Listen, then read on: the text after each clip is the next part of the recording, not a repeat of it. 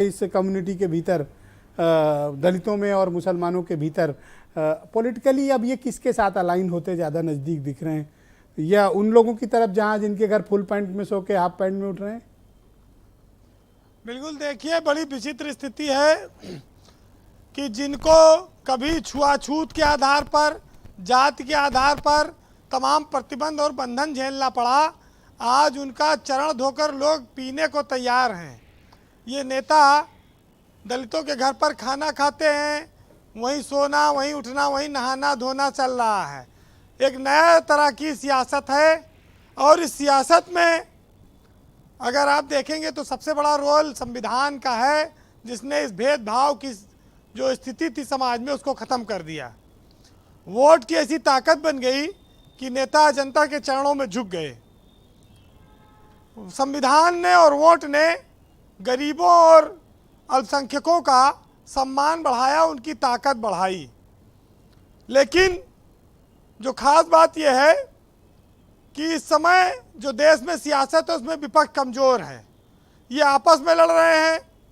भाजपा ये कहती थी कि हमको मुसलमान का वोट नहीं चाहिए, लेकिन उसकी पार्टी में मुस्लिम विंग है और वो सरकार में भी मुस्लिम मंत्री बनाती है, तो वो चारा तो डाल रही है कि कुछ मुसलमान आए।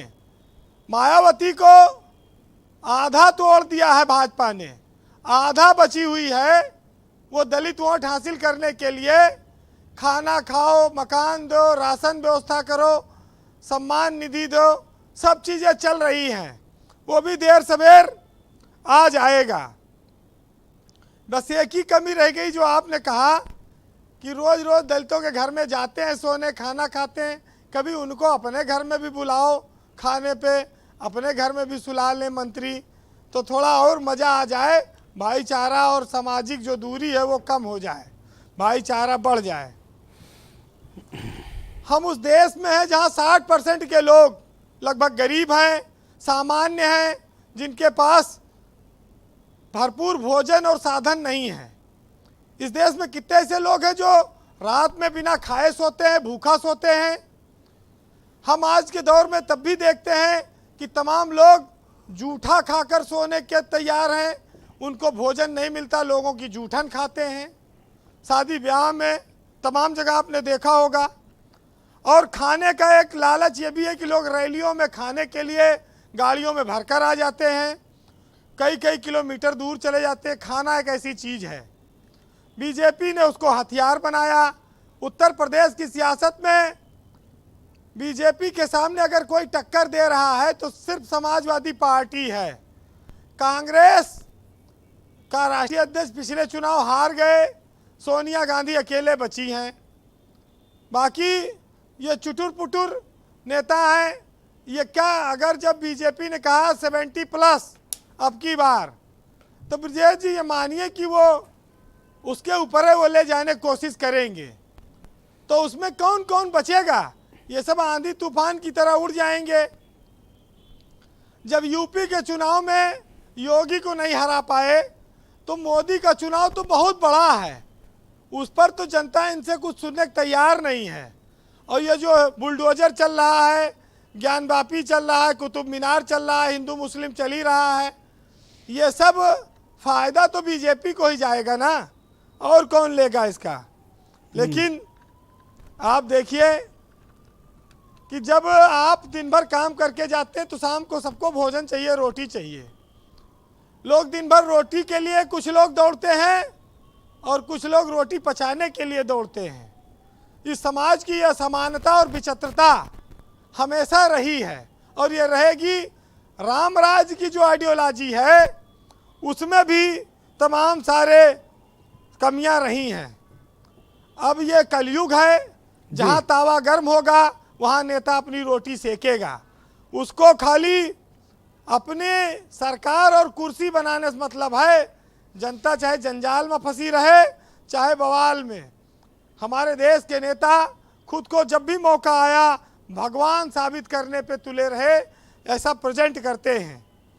एक साहित्यकार ने लिखा है कि साथ भोजन महज एक सांकेतिक भाव बनकर रह गया है, और इसमें वास्तविक परिस्थिति से इसका कोई भी परिवर्तन नहीं होता।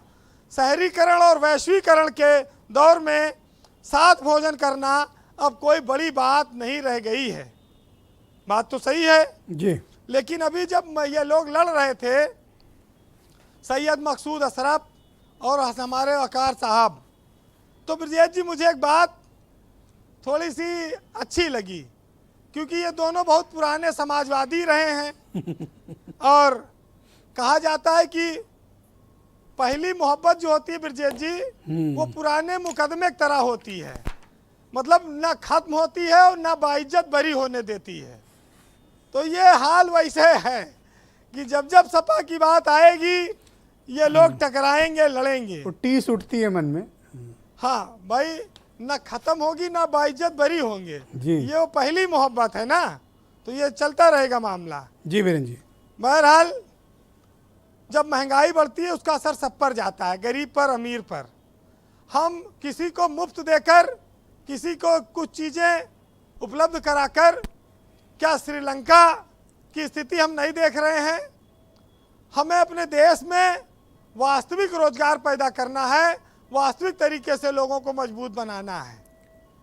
बहरहाल हिंदू और मुसलमान जब तक चलेगा तब तक बीजेपी का अपना निष्कंटक राज चल रहा है। समाजवादी पार्टी और कांग्रेस अगर गठबंधन करें तो शायद बीजेपी का मुकाबला उत्तर प्रदेश में कर सकती हैं। मायावती करेंगी नहीं, क्योंकि उनका मामला दूसरा है। और बचता कौन है? आम आदमी पार्टी अगर उत्तर प्रदेश में कुछ मजबूत हो 2-3 साल में तो शायद वो कुछ चमत्कार करे।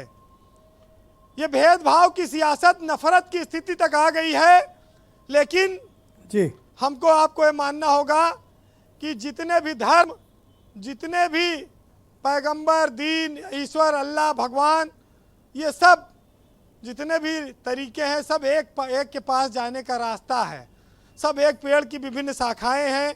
हम इस देश में हमेशा से रहते रहे हैं। ये आज भेदभाव बढ़ा है, कल कम भी होगा। एक साहित्यकार ने लिखा है कि तुम राम कहो वो रहीम कहे, दोनों की गरज अल्लाह से है। तुम दीन कहो वो धर्म कहे, मनसा तो उसी की राह से है। तुम इश्क कहो वो प्रेम कहे, मतलब तो उसी की चाह से है। वह जोगी है, तुम सालिक हो, मकसूद दिले आगाह से है। और क्यों लड़ता है मूरख बंदे, या तेरी खाम ख्याली है पेड़ की जड़ तो एक वही, पत्ता पत्ता उसकी डाली है। बहुत बहुत शुक्रिया वीरेंद्र जी, बहुत बेहतरीन शेर सुनाया आपने, बहुत बहुत शुक्रिया।